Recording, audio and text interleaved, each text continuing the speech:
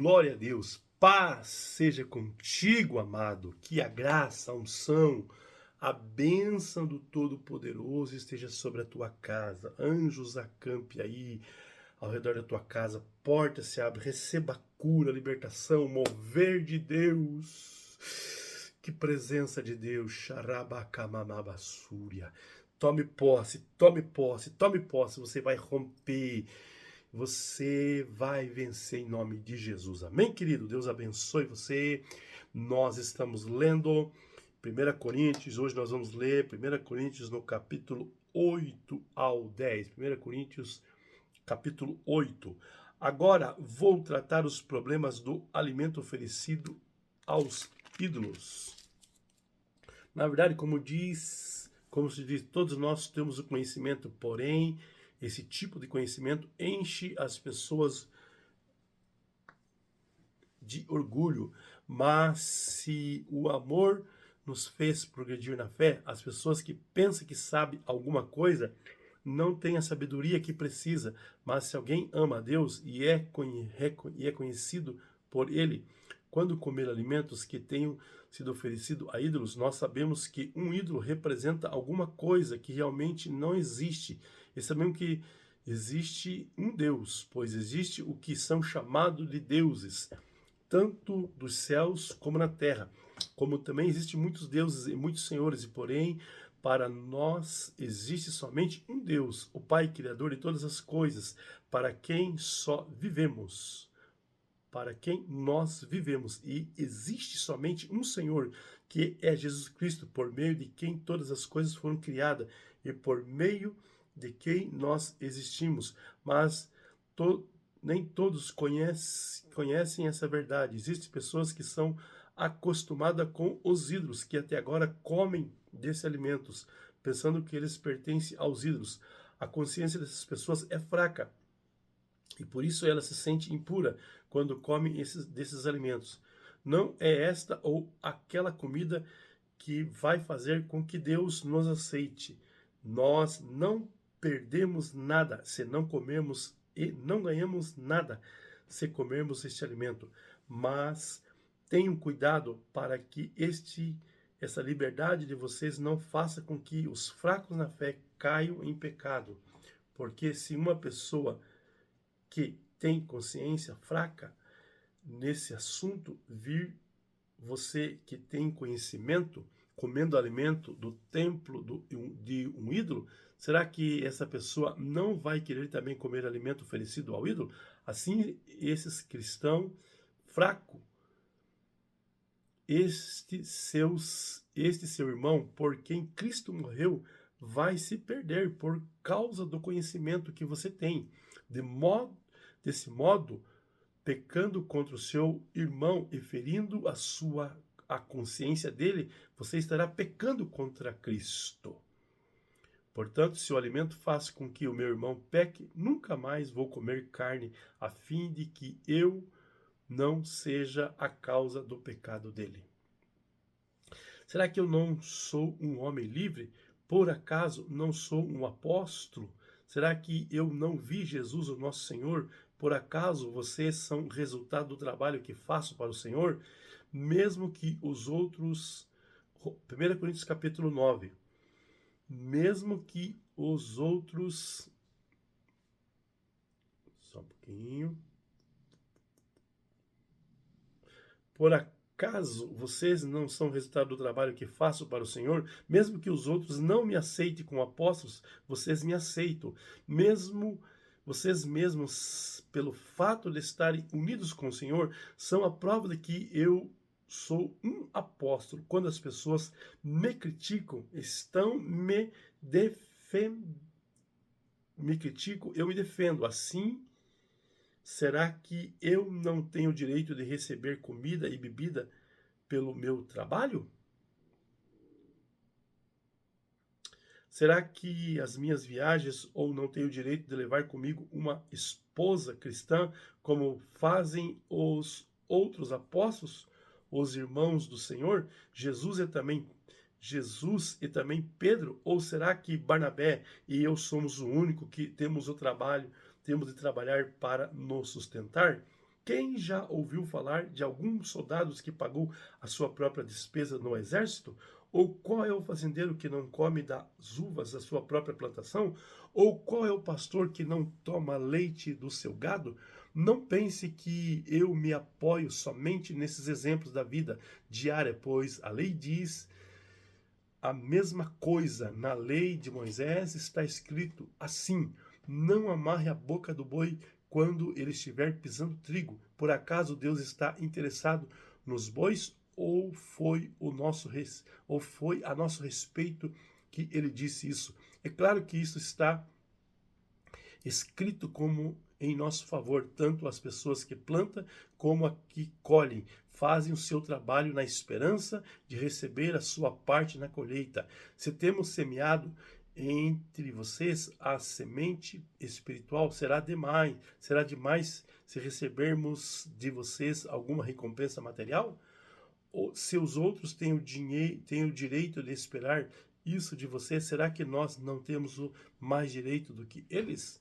No entanto, nós não temos usado esse direito. Pelo contrário, temos aguentado tudo para não atrapalhar o evangelho de Cristo. Certamente, você sabe que os que trabalham no templo e do templo que é do templo que recebem os seus alimentos, e sabem também que os que oferecem sacrifício no altar recebem uma parte da carne dos animais que são sacrificados ali.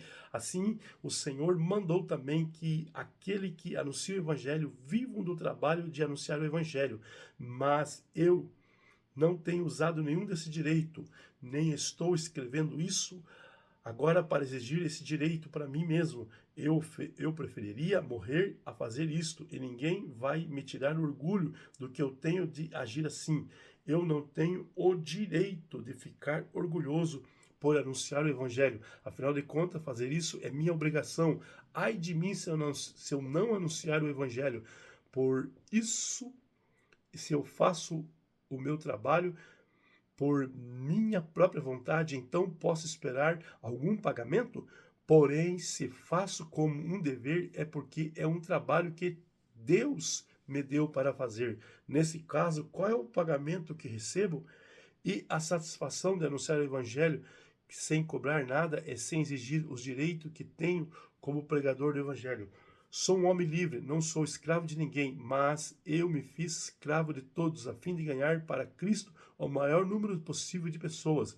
Quando trabalho entre os judeus, vivo como judeus, a fim de ganhá-los para Cristo. Não estou debaixo da lei de Moisés, mas quando trabalho para os entre os judeus, vivo como se estivesse debaixo da lei para ganhar os judeus para Cristo. Assim também, quando estou entre os não-judeus, vivo fora da lei de Moisés, a fim de ganhar os não-judeus para Cristo. Isso não quer dizer que eu não obedeço à lei de Deus, pois estou de fato debaixo da lei de Cristo. Quando estou entre os fracos na fé, eu me torno fraco também, a fim de ganhá-los para Cristo. Assim eu me torno tudo para todos, a fim de poder, de qualquer maneira possível, salvar algum. Faço tudo isto por causa do Evangelho, a fim de tomar parte nas suas bênçãos. Você sabe que numa corrida, embora todos os corredores tomam parte somente um ganha o prêmio. Portanto, corram de tal maneira que ganhe o prêmio. Todo atleta está treinado, aguenta o exercício duro, porque quer receber alguma coroa de folhas de ouro, uma coroa que, aliás, não dura muito, mas nós queremos receber uma coroa que dura para sempre. Por isso, corro direito para a linha final. Também sou um lutador de boxe que não perde nenhum golpe. Eu trato meu corpo duramente e obrigo a ser completamente controlado, para que depois de ter chamado outros para estarem na luta, eu mesmo não venha a ser eliminado nela. Capítulo 10 de 1 Coríntios. Irmãos, eu quero que vocês lembrem do que aconteceu com nossos antepassados, que seguiram Moisés. Todos foram protegidos pela nuvem e passaram pelo Mar Vermelho. Como seguidores de Moisés, eles foram batizados na nuvem e no mar. Todos comeram da mesma comida espiritual e beberam da mesma bebida espiritual, pois bebiam daquela rocha espiritual que ia com eles, e a rocha era Cristo. Mas Deus não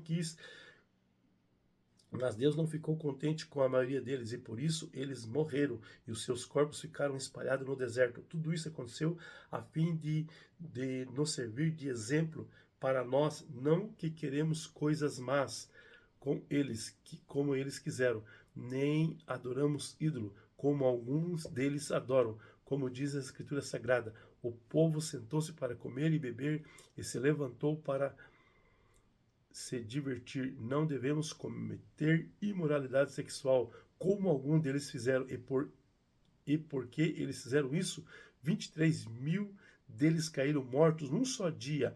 Não devemos pôr à prova a paciência de Cristo, como alguns deles fizeram, e por isso foram mortos pelas cobras. Vocês não devem se queixar como fizeram algum deles, e por isso foram destruídos pelo anjo da morte. Tudo isso aconteceu com os nossos antepassados, a fim de servir de exemplo para os outros. Aquelas coisas foram escritas a fim de servir de aviso para nós, pois estamos vivendo no fim dos tempos.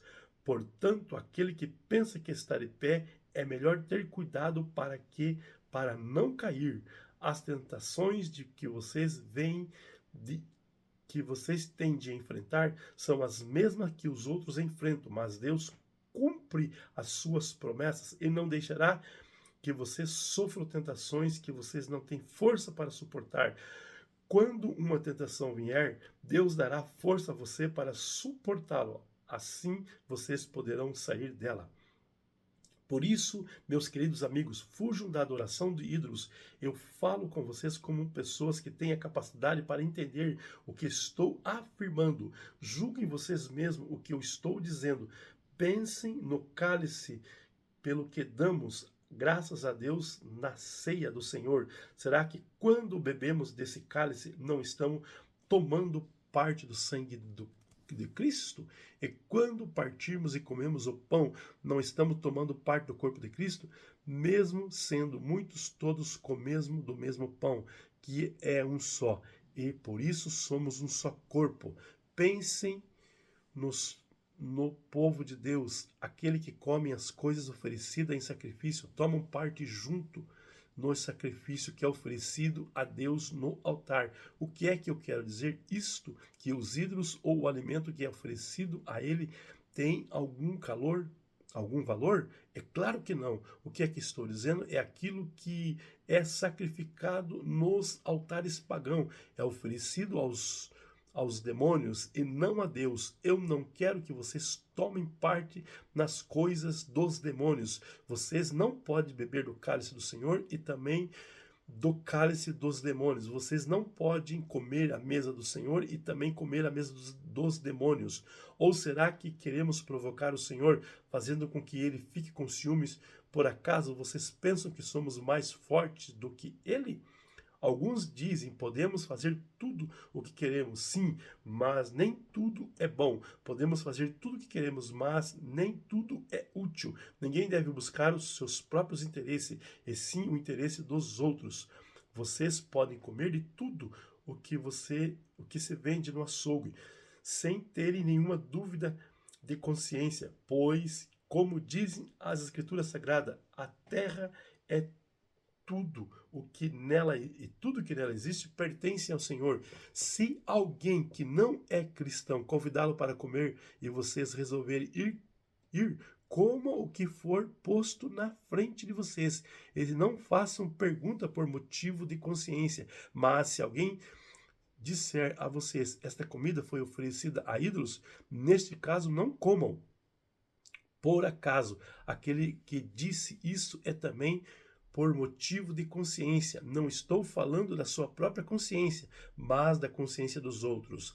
Mas alguém pode perguntar por que é que a minha liberdade deve ser diminuída pela consciência dos outros? Se eu agradeço a Deus o alimento que como, por que é que eu sou criticado se já agradeci a Deus? Portanto, quando vocês comem ou bebem ou fazem qualquer outra coisa, tudo para a glória de Deus. Vivo de tal maneira que não prejudique os judeus, nem os não-judeus, nem a igreja de Deus. Façam como eu, procuro agradar a todos em tudo. O que faço, não pensando no meu próprio bem, mas no bem de todos, a fim de que eles possam a ser salvos. Sigam o meu exemplo, como eu sigo o exemplo de Cristo. Amém.